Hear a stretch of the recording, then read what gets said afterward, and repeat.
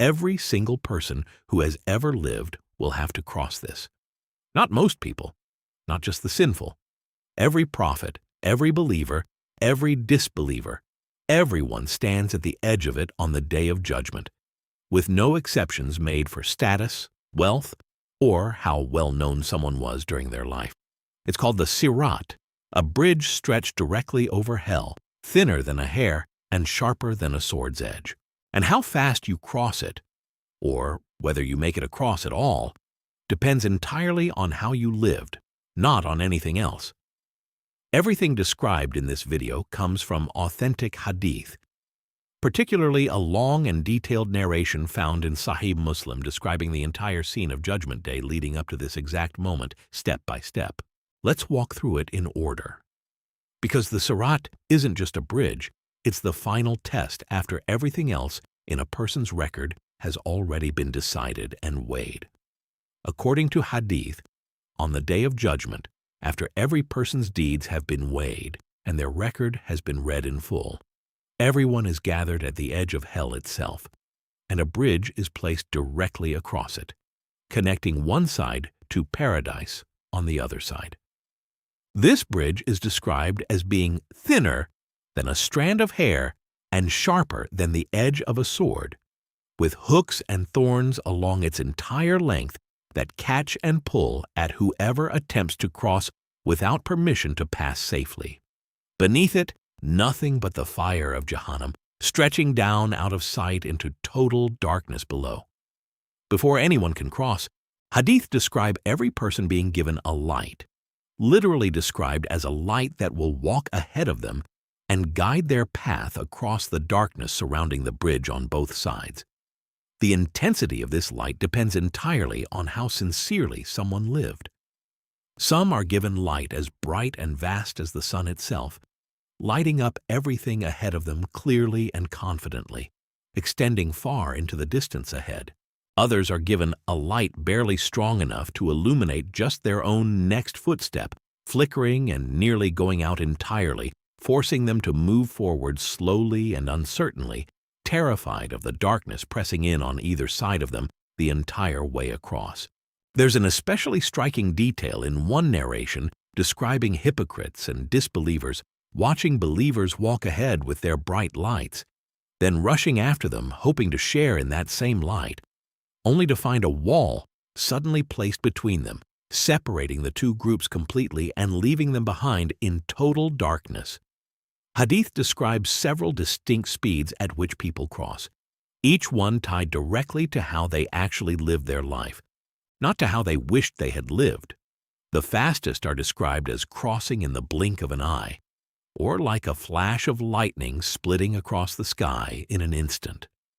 Others cross like a strong gust of wind, or like a fast horse in full gallop, barely touching the surface beneath them at all. Some cross running steadily on foot, some walking at a normal, ordinary pace, and some crawling, dragging themselves forward inch by inch, their entire body scraping against the hooks lining the bridge, catching their skin and clothing at every single step, cutting into them slowly and repeatedly with every attempt to keep moving forward toward the other side. And then there are those who don't make it across at all. Hadith describe people falling directly from the bridge into the fire below, caught and pulled down by the hooks lining its length, described specifically as punishment tied to actions committed with parts of the body during their life. Hooks that catch people specifically for what their hands stole, what their eyes looked at unlawfully, what their tongues said that caused real harm to others while they were still alive. The bridge itself, in this description, becomes a direct physical reflection of exactly how each part of a person's body was actually used throughout their entire life on earth, with nothing hidden or forgotten. According to hadith, even for those who successfully cross the Sirat, there's one more stop before paradise, a second, smaller bridge positioned between hell and paradise, where believers are held back briefly to settle any remaining wrongs between each other. Arguments, grudges, unpaid debts, and old resentments from this life that were never fully resolved while they were alive. Only once everything between them is completely settled, purified, and forgiven are they finally allowed to continue forward into paradise, entirely at peace with everyone around them, with absolutely nothing left unresolved between anyone. So what actually determines whether someone flies across like lightning or crawls slowly, catching on every single hook along the way, unsure if they'll make it at all? Scholars point to the same recurring themes that come up again and again across the entire unseen world: sincerity in worship, honesty in speech, how wealth and power were used or abused during life, and whether someone's private actions actually matched their public image consistently day after day. The Sirat isn't really a separate test on its own. It's simply the final, physical confirmation of a test that was already quietly happening the entire time someone was alive and breathing, whether they realized it or not. There's something worth sitting with here for a moment before moving on.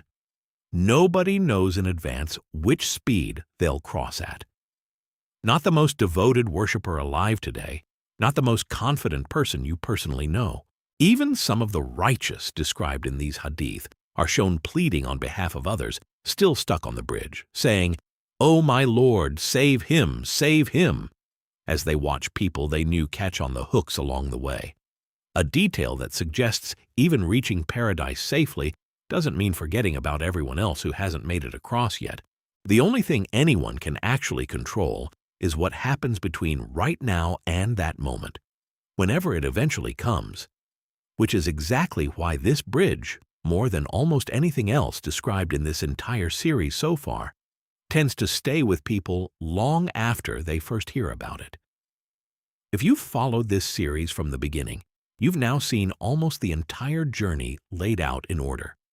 Death, the grave, the bridge. Each stage has followed the exact same pattern. Nothing decided by luck, nothing decided by reputation. Everything tied directly back to how a person actually chose to live while they still had the chance to choose anything at all. Next, we're going back to the very beginning of all of this, the story of Iblis, and exactly how one single moment of arrogance turned the most devoted worshiper into Shaitan. Subscribe so you don't miss it.